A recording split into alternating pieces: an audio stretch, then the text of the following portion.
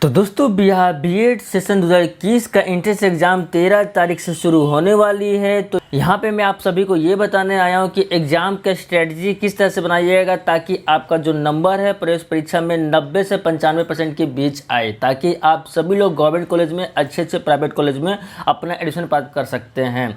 तो यहाँ पर टोटल डिटेल से बताने आ चुका हूँ। तो दोस्तों परीक्षा देने जा रहे हैं तो उससे पहले इस वीडियो को शुरू से लेकर अंत तक जरूर देख लीजिएगा। साथ ही सब्जेक्ट के अनुसार कब कैसे किसके अनुसार कौन सा क्वेश्चन बनाना है वो सारी बातें बताऊंगा, और साथ में ये बताता हूँ कि टोटल 120 नंबर की एग्जाम लिया जाएगा।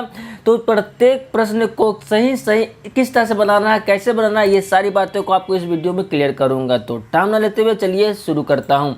मैं हूँ आपका होस्ट एंड दोस्त अकादराज और स्वागत है आपका अपना चैनल एंड्रॉइड पाठशाला में। तो दोस्तों देख सकते हैं ये रहा जो आज का पेपर में अपडेट किया गया है, कुछ इन्फॉर्मेशन है। सबसे पहले इस इन्फॉर्मेशन को जान लेते हैं कि बिहार बीएड प्रवेश परीक्षा में टोटल 120 अंकों के प्रश्न पूछे जाएंगे, नेगेटिव मार्किंग नहीं रहेंगे। दोस्तों यहाँ पर नेगेटिव मार्किंग आप सभी के लिए नहीं है। तो सबसे पहले आप क्या कीजिएगा, जितना ही क्वेश्चन बनता है बना लीजिएगा। अगर आपके पास टाइम बचता है तो फटाफट अपने अनुसार से तुक्का मारकर या जो भी क्वेश्चन है आप रंग के जरूर आ जाइएगा, छोड़िएगा नहीं, क्योंकि यहाँ पर नेगेटिव मार्किंग नहीं है। अगर आप तुक्का मारते हैं उसके अनुसार अगर आपका क्वेश्चन 2, 3, 4 जितना भी सही हो जाती है तो वो आपका बेनिफिट होगी, वो आपका प्लस पॉइंट होगा। ठीक है। अब दोस्तों देखते हैं कि 13 अगस्त को होगी ये परीक्षा, जहाँ पे टोटल 11 शहर में टोटल 276 केंद्र बने हैं, जहाँ पे टोटल लगभग 1,36,000 विद्यार्थी है जो एग्जाम देंगे। तो दोस्तों मैं बताता हूँ कि टोटल 1,36,000 विद्यार्थी एग्जाम देने वाले हैं। अब मात्र सीट है पूरे बिहार में लगभग आपका 35,800 यानी कि लगभग 36,800, यानी कि यहाँ पर सिर्फ 1,36,000 में 36,000 का ही एडमिशन मिल पाएगा, बाकी 1 लाख का एडमिशन नहीं हो पाएगा। तो यहाँ पर भी कंपटीशन बहुत ज़्यादा है। बाकी दोस्तों किस तरह से तैयारी करना, स्ट्रेटजी क्या है, अब मैं आपको बताऊंगा। उससे पहले तो अगर आपको वीडियो पसंद आ रही होगी तो प्लीज़ वीडियो को लाइक करना, जितना ज़्यादा हो सके इस वीडियो को अपने दोस्तों व्हाट्सएप फेसबुक में शेयर कर देना। और चाहते हैं तो बिहार बीएड बिहार डीलेट एडमिशन से रिलेटेड पल पर न्यूज़ बात करना तो प्लीज़ मेरे चैनल से बनेगा, मेरे चैनल को सब्सक्राइब कर लीजिएगा और वीडियो को लाइक जरूर कर लीजिएगा। दोस्तों देखते हैं यहाँ पर सबसे पहले बताया जा रहा है जो आपका यहाँ पर है टोटल सब्जेक्ट के अनुसार कितना क्वेश्चन किस सब्जेक्ट में पूछेगा। अब इससे यहाँ पर आपको बताया गया है। ठीक है। उसके बाद तो नीचे आते हैं, देख सकते हैं यहाँ पर बताया जा रहा है, यहाँ पे टोटल बिहार राज्य में टोटल आपका 335 कॉलेज है। ये 335 कॉलेज में टोटल 35,800 सीट अवेलेबल है, यानी कि टोटल 35,800 का एडमिशन होगा। इसमें आपका प्राइवेट, गवर्नमेंट और कंस्टिट्यूएंट कॉलेज क्या होता है जिसको बोलते हैं सेमी गवर्नमेंट या बोल सकते हैं अर्ध सरकारी बोलते हैं। ठीक है। तो ये तीनों को मिलाकर टोटल 35,800 सीट अवेलेबल है। ठीक है। दोस्तों मैं बताता हूँ कि अगर आप चाहते हैं प्राइवेट कॉलेज में एडमिशन प्राप्त करना बिहार का टॉप कॉलेज में, तो आप सभी के लिए मैंने कुछ कॉलेज से कंसल्ट किया है। अगर चाहते हैं उस कॉलेज एडमिशन प्राप्त करना तो दोस्तों आपको मेरे स्क्रीन पे एक व्हाट्सअप नंबर दिख रहा होगा, डायरेक्ट आप उस व्हाट्सअप नंबर में मुझे मैसेज करके कॉन्टैक्ट कर लीजिएगा। साथ ही आप लोग कहने पर मैंने एक व्हाट्सअप ग्रुप बनाया है जहाँ पे गर्ल्स का अलग है, बॉयज़ का अलग है, बीएड का अलग है, डीलेट का अलग है। अगर चाहते हैं उस ग्रुप में ऐड होना उसके लिए भी आप मुझे इस व्हाट्सएप में मैसेज कर दीजिएगा। तो बातें आगे।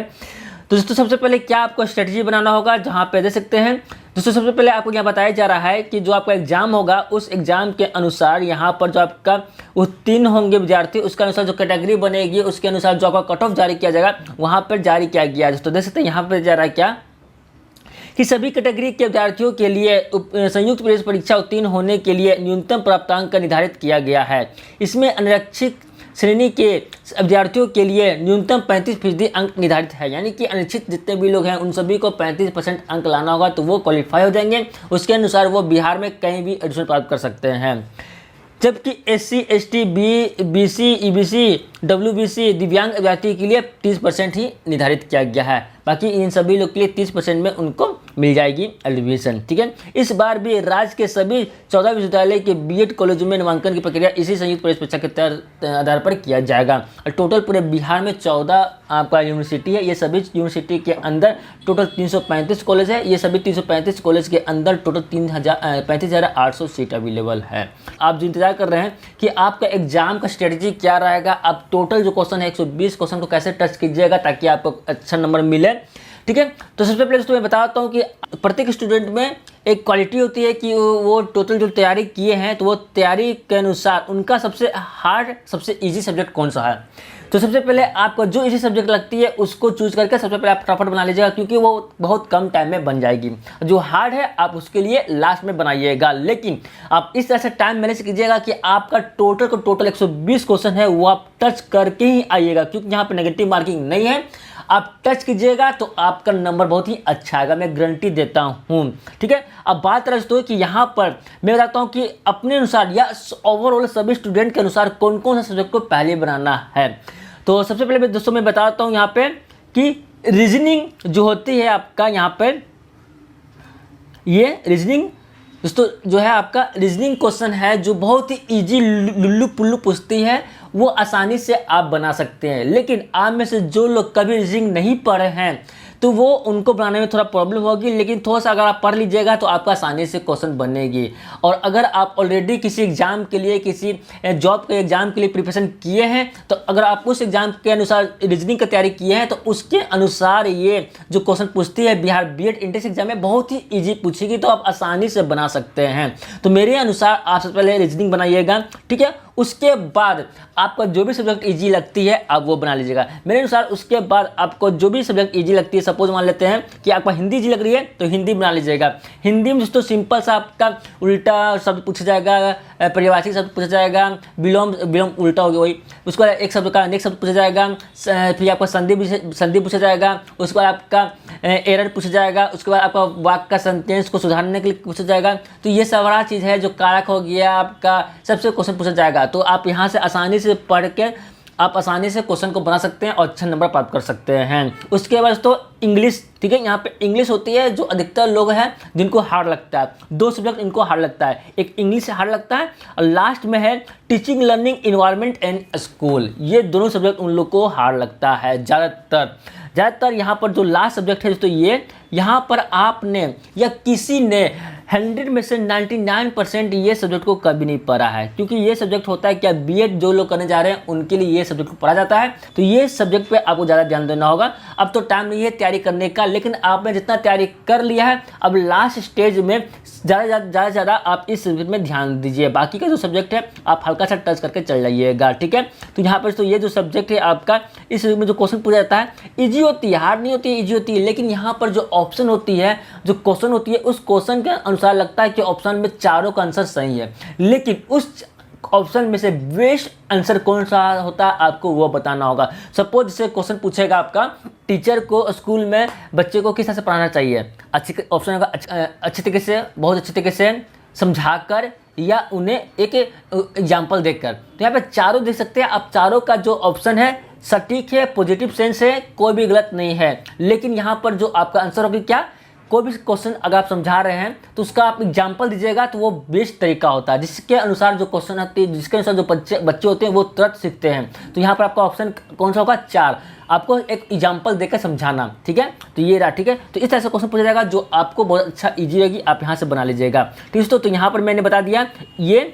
उसके बाद तो जनरल एवरेंस, यहाँ पर जनरल एवरेंस में जो क्वेश्चन पूछी जाती है वो आपका इजी होती है, ऐसा नहीं कि हार्ड पूछता है, लेकिन क्वेश्चन आपको जहाँ तहाँ से पूछ दिया जाएगा। तो यहाँ पर आपका 40 क्वेश्चन होती है, 40 नंबर का होता है दोस्तों। तो यहाँ से आप अच्छा नंबर प्राप्त कर सकते हैं। बाकी दोस्तों यहाँ पर 15 क्वेश्चन है, 15 नंबर का, 25 क्वेश्चन है, 25 नंबर का है। तो आप सभी पे बराबर ध्यान दीजिएगा यहाँ पर। लेकिन जनरल जो एवरेज है यहाँ पर 40 क्वेश्चन पूछा जाता है। तो अगर आपका जनरल एवरेज अच्छा है, जीके अच्छा है, बिहार से आप अप टू डेट है, बिहार का जितना भी जीके हो गया, बिहार का सीएम कौन है, बिहार का पूर्व सीएम कौन है, बिहार के प्रथम सीएम कौन है, उसके बाद बिहार का सबसे बड़ा नदी कौन सा है, बिहार किस नदी के किनारे स्थित है, बिहार का राज्यपाल कौन है, शिक्षा मंत्री कौन है, बिहार का स्त्री जन्म स्तर क्या है, बिहार का पुरुष जन्म स्तर क्या है, बिहार का सबसे बड़ा जिला कौन है, बिहार का सबसे छोटा जिला कौन सा है, ये सारा एवरेंस आपको अगर पता है तो आप यहाँ से 4 से 5 क्वेश्चन आप आसानी से बना सकते हैं। बाकी दोस्तों एवरेंस हो गया जो आपका एंशिएंट हो गया, हिस्ट्री प्राचीन काल का जो हो गया हिस्ट्री, आपको वहाँ से पूछ दिया जाएगा क्वेश्चन, कहीं से भी आपका जनरल एवरेज से क्वेश्चन पूछ दिया जाएगा। तो अगर आप ऑलरेडी किसी एग्जाम के लिए प्रिपरेशन कर रहे हैं तो आपका ये एग्जाम अच्छा जाएगा। तो आप यहाँ से 40 में से कम 35 नंबर प्राप्त कर लेते हैं हैं तो आपका बेनिफिट होगी। बाकी तो जितना भी है वो सभी में आपका इक्वल है, बाकी सभी में आप अपने अनुसार नंबर प्राप्त कर सकते हैं। उस पर आते हैं रीजनिंग, जो आपको बता चुका हूँ सबसे ईजी होती है, आसानी से सबसे पहले आप इसको बनाइएगा। उसके बाद होती है सामान्य हिंदी, बता चुका हूँ।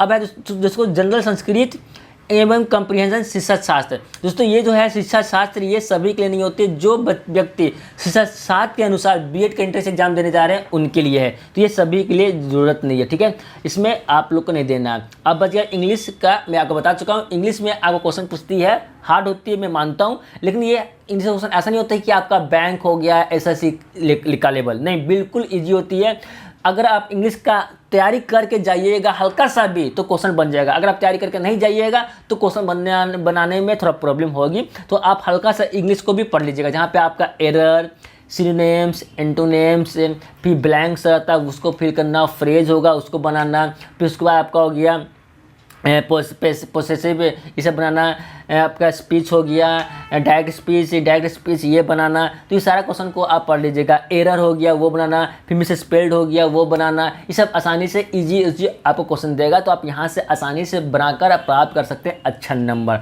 अब दोस्तों बात रहा है कि आपको मैं तो समझा दिया हूँ, समझाना और एग्ज़ाम देना, वहाँ पे परफॉर्मेंस करना बहुत अंतर है, ठीक है। अब मैं बताता हूँ कि शॉर्ट में आपको 120 क्वेश्चन है, तो कैसे आप बनाइएगा, ठीक है। तो दोस्तों सपोज आपको मैं बताया हूँ सभी सब्जेक्ट के अनुसार क्वेश्चन तो बना लीजिएगा, ठीक है। लेकिन कभी कभी क्या होता है कि कोई क्वेश्चन होता है उसका आंसर आपको बिल्कुल नहीं पता है, तो सबसे पहले क्या कीजिएगा कि आप क्वेश्चन को आप टाइम इस तरह से मैनेज कर लीजिएगा कि कम से कम जो आपको टाइम दिया गया उसके अनुसार टोटल क्वेश्चन को आप बना लीजिए, जो क्वेश्चन आपको आता है, ठीक है। जो क्वेश्चन नहीं आ रहा है उसको आप मार्क कर लीजिएगा, उसको राउंड कर लीजिएगा या लिख लीजिएगा कि बाद में टाइम बचेगा उसको मैं बनाऊंगा, लेकिन जो क्वेश्चन आ रहा है उसको फटाफट बनाते चलो। अब बच गया लास्ट में 10 मिनट 15 मिनट, जहाँ पे आपको क्वेश्चन नहीं बना है उस क्वेश्चन को पढ़िए और समझिए कि क्वेश्चन का आंसर क्या होना चाहिए। लेकिन आपको अगर आंसर नहीं आती है तो आप क्या कीजिए, टाइम कम है तो आप तुक्का मार कर निकल जाइए, लेकिन क्वेश्चन को छोड़िएगा नहीं। तो यहाँ पर सबसे पहले क्या होता है, क्वेश्चन को पढ़िएगा। अगर क्वेश्चन आपको नहीं आती है तो क्वेश्चन के अनुसार आप क्या कीजिएगा कि वो क्वेश्चन पॉजिटिव सेंस पूछ रहा है कि नेगेटिव पूछ रहा है। अगर नेगेटिव पूछ रहा है तो उसका आंसर आपको नेगेटिव सेंस में ही होगा, अगर क्वेश्चन आपका पॉजिटिव पूछ रहा है तो उसका आंसर पॉजिटिव सेंस में होगा, ठीक है। तो इस तरह से आप बनाइएगा, ठीक है। तो ये था दोस्तों, जहाँ पे आई थिंक मैं सारी बातें बता चुका हूँ, स्ट्रेटजी बता चुका हूँ किस तरह से बनाना है, किस तरह से क्या करना है। और हाँ दोस्तों, एग्जाम हॉल में एंटर करने के टाइम आप सभी के पास मास्क होना ज़रूरी है, ठीक है। मास्क अपना पहन के जाएं, ठीक है। अगर आप सैनिटाइजर ले जाते हैं तो अच्छी बात है, सैनिटाइजर ले जाते हैं तो कोई बात नहीं है। उसके बाद आपका एग्ज़ाम होगी जो ऑफलाइन होगी, ऑनलाइन नहीं होगी, ठीक है। उसके बाद दोस्तों जो आप एग्ज़ाम दीजिएगा तो आपके पास सिर्फ एडमिट कार्ड और आपका फ़ोटो होना चाहिए, ठीक है। और पेन आपको ले जाना पड़ेगा, ठीक है। वहाँ पर आपको ऐसा नहीं कि एंट्रेंस एग्जाम आपको एसएससी रेलवे का नहीं हो रहा कि आपको वहाँ पे पेन देगा, आपको पेन ले जाना है, आपको वहाँ पे पेन खुद ले जाना है, ठीक है। तो दोस्तों यही थी आज की वीडियो। अगर आपको वीडियो पसंद आई होगी तो प्लीज़ वीडियो को लाइक करना, जितना ज़्यादा हो सके इस वीडियो को अपने दोस्तों व्हाट्सअप फेसबुक ग्रुप में शेयर कर देना। और हाँ दोस्तों, जो व्हाट्सअप नंबर दिया गया इस व्हाट्सअप के थ्रू आप मुझसे कॉन्टैक्ट जरूर कर लीजिएगा, ठीक है। तो वीडियो देखने धन्यवाद, आपका दिन शुभ हो।